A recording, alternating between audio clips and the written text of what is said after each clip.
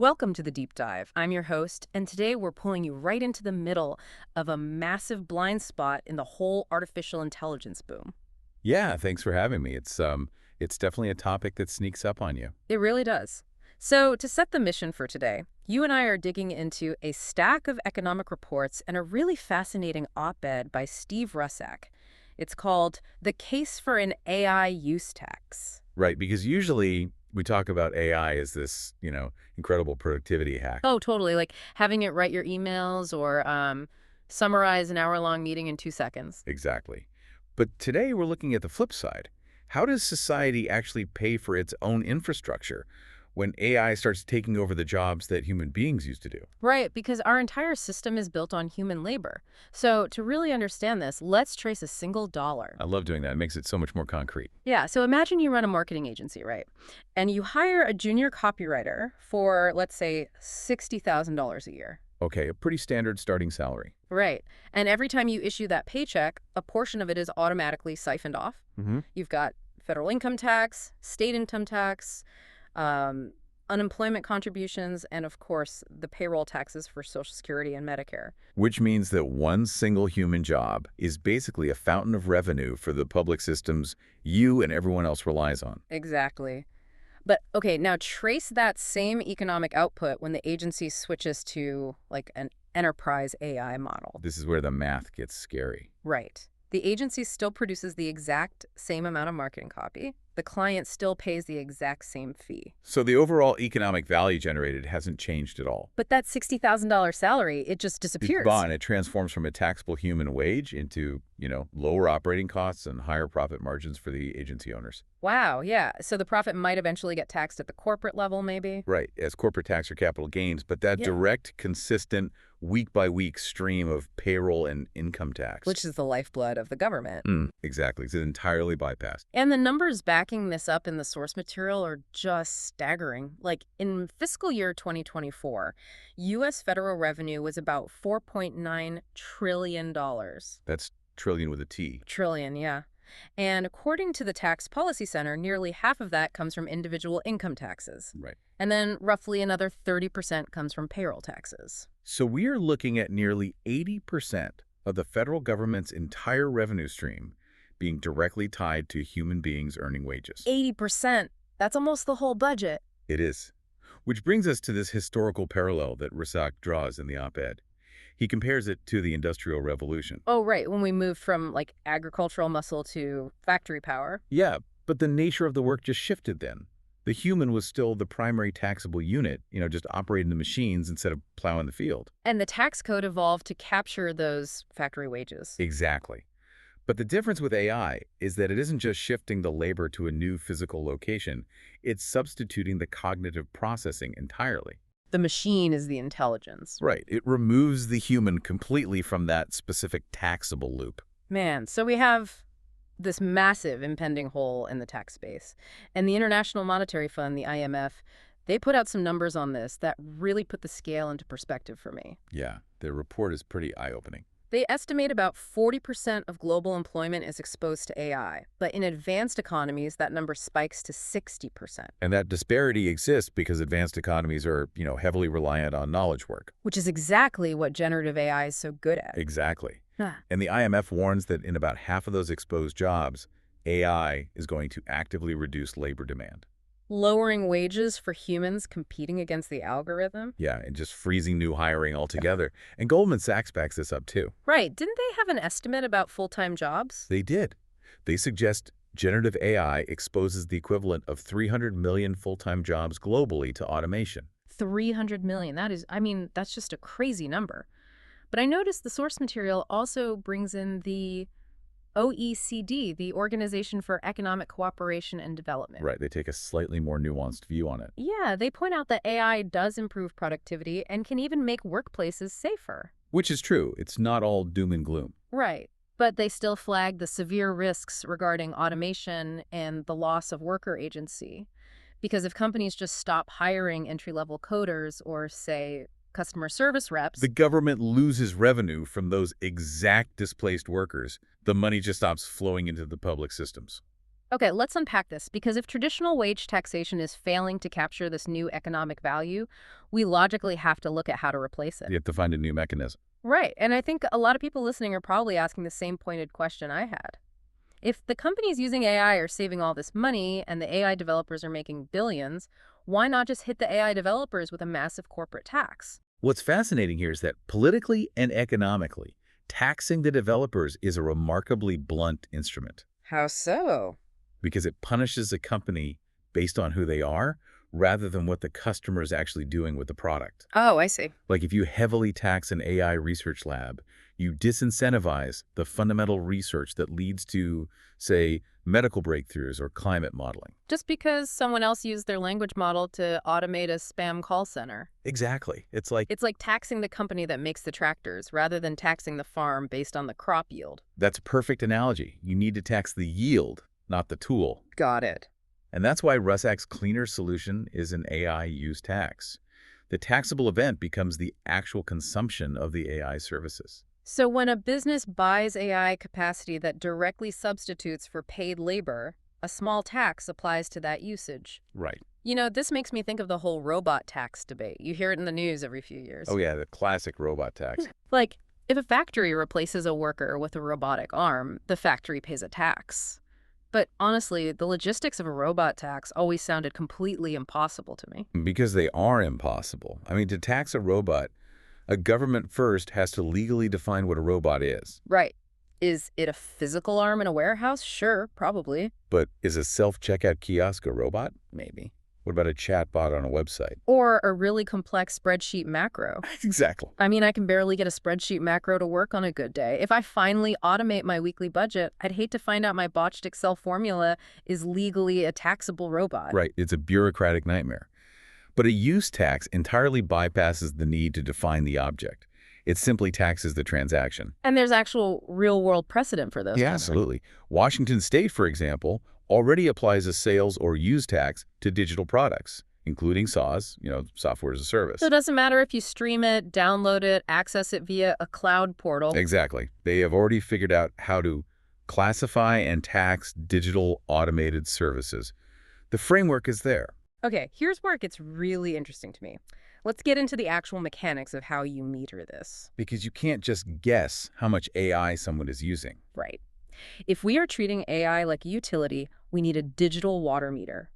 And the source material leans heavily into things like API usage and tokens. Yeah, APIs are essentially the digital bridges that let a company's software talk directly to an AI model. And we can track exactly how much data is flowing back and forth over that bridge. Think of an API call like a request to a utility provider. If a travel website wants to show you flights, it sends an API call to an airline. Right. With AI, a company's automated customer service bot sends an API call to a large language model to generate a response for a customer. And every time that bridge is crossed, it's measurable, like a gallon of gas or a kilowatt of electricity. Exactly. And the data itself is measured in tokens. Which are basically just chunks of words or data that the AI processes. Right. You measure the input, which is the prompt the company sends, and the output, which is the work the AI generates. So you literally have a metered flow of computation. And the AI use tax treats this computational flow as a digital utility. You pay for the API calls and the tokens, and a small tax is applied to that specific bill. Wow. And the op-ed mentions this covers enterprise AI deployments too, right? Yeah, where a massive corporation might build an internal system using a licensed platform and the subscription fees for those enterprise seats. Okay, but wait. If we just applied a flat tax to all of that, it seems like we'd end up penalizing everyone equally. How do you mean? Like a teenager using an AI tutor for calculus would pay the same rate as a billion-dollar hedge fund using AI to analyze the stock market. Ah, right. Which is why the proposal dictates a sliding scale. It's based entirely on the philosophy of labor replacement. So it's not a flat rate? No, it uses a tiered system. The policy is designed to barely touch the everyday consumer. Consumer subscriptions sit at a very low rate, or they're entirely exempt under free tiers. I think the numbers in the op-ed suggest something like 2 to 5% for consumer subscriptions. Roughly. But really, we're talking about the philosophy of the burden here. Exactly. The burden scales with the commercial impact. Yeah. So business subscriptions and enterprise API usage might face moderate rates, like 5%, Okay. But the heaviest tax, a premium rate of up to 10%, is specifically reserved for high-volume labor substitution AI. Like server farms explicitly designed to run automated call centers. Or mass content generation, Uh-huh. or automated coding at scale. The policy intentionally targets the heavy labor-replacing usage while shielding basic access. I am stuck on something here, though. Let's look at this from the perspective of a startup founder. Okay, play devil's advocate. If I am building a small tech company and I'm using AI just to survive against massive legacy corporations with thousands of employees, putting a tax on my server costs feels like it could crush my margins. Aren't we just killing the little guy to save the tax base? It's a great question, and the proposal actually anticipates that exact scenario. Oh, really? Yeah, the use tax includes vital exemptions specifically designed to protect emerging businesses and critical research. So small businesses get a pass. Right. Small businesses below a certain usage threshold would be completely exempt.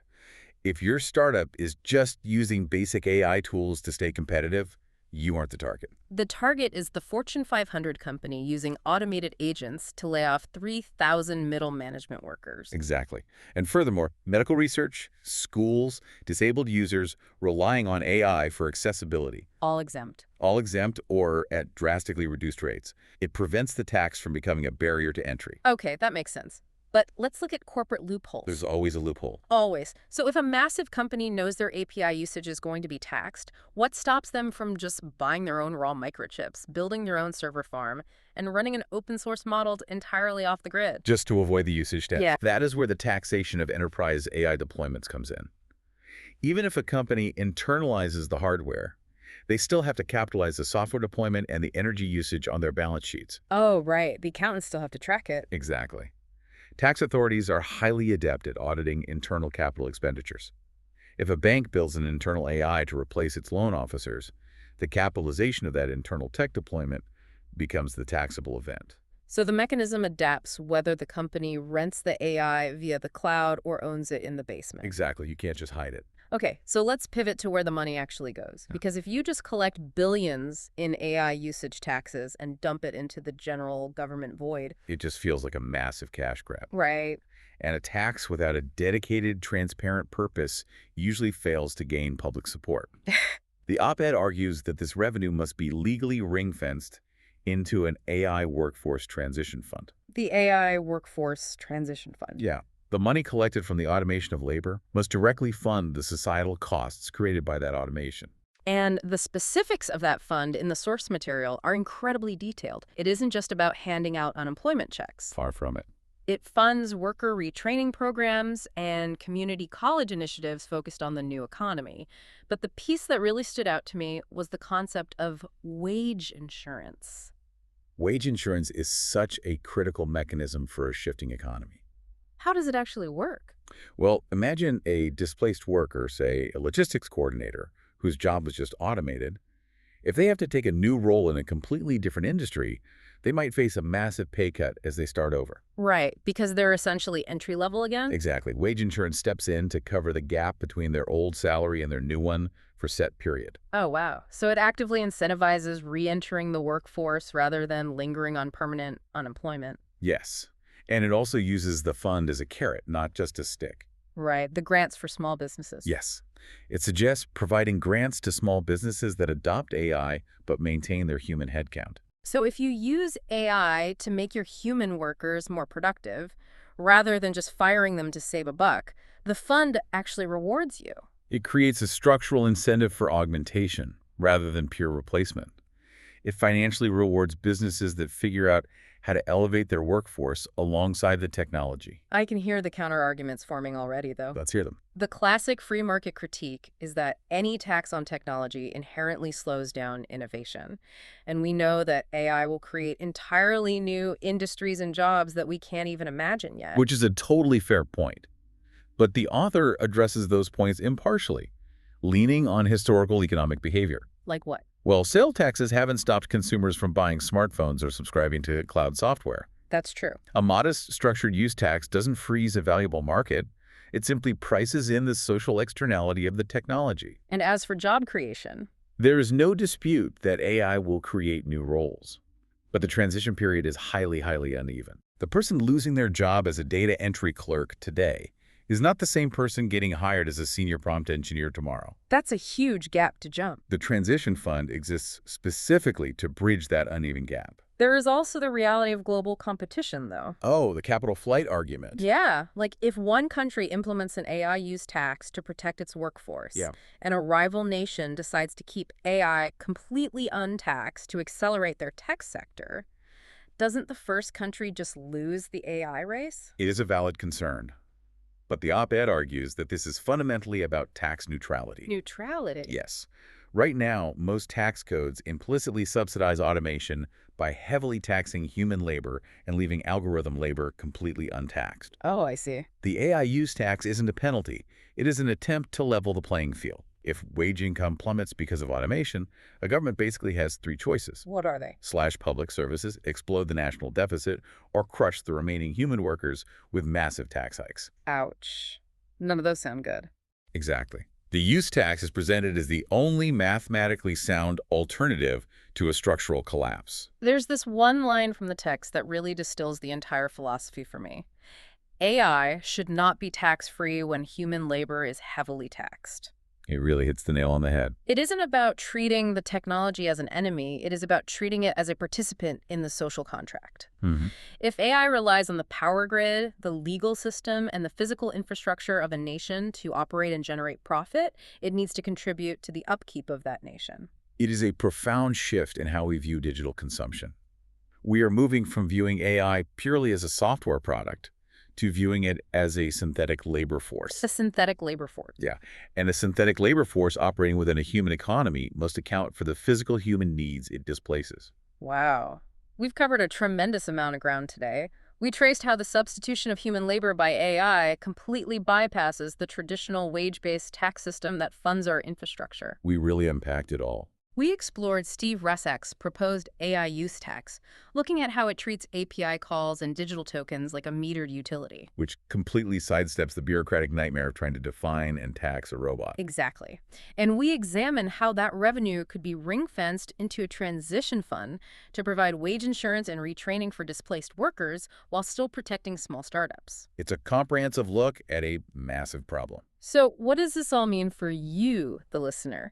Next time you pay for a premium AI subscription or watch a company roll out a new AI customer service agent, you're looking at the exact transactions that might one day fund your neighbor's job retraining. Which leaves us with a really necessary question to consider moving forward. What's that? Well, the entire premise of an AI use tax and the transition fund relies on the idea of retraining displaced human workers for new, uniquely human roles. Right. But if AI capabilities continue to scale at their current exponential rate and eventually master the very jobs we are retraining those workers to do, Yeah. will a financial transition fund even be enough? Oh, wow. Or will we eventually be forced to completely sever the connection between human labor, income, and basic survival altogether?